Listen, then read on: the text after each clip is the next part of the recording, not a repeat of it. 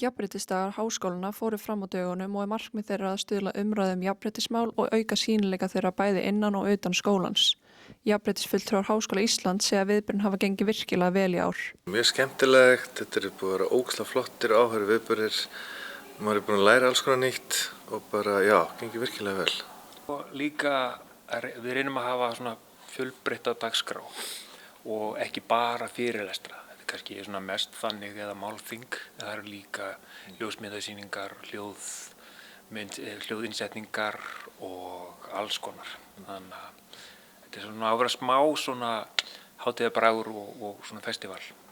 Jafnréttisdagar eru samstarfsverkefni háskólanna á Íslandi og hafa verið haldnir árlega síðan 2009, en þemað í ár er hatur og mismunun.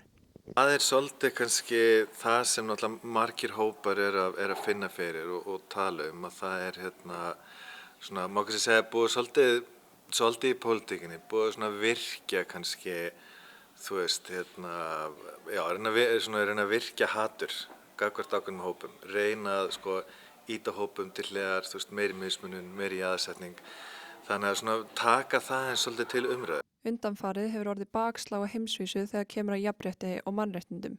Jafnréttisdagar gegna því mikilvægu hlutverki til að viðhalda umræðinu þessi mál. Það er alltaf rosa mikilvægt að, þú veist, halda þessari umræðu jafnréttismál, fjölbreytileika, inngildingu, halda henni gangandi, minna á hlutina, þú veist, mannréttindi eru þannig að, þú veist, það er rosalega fyrirhöfn að ná þeim inn, svo er auðvelt að missa þau.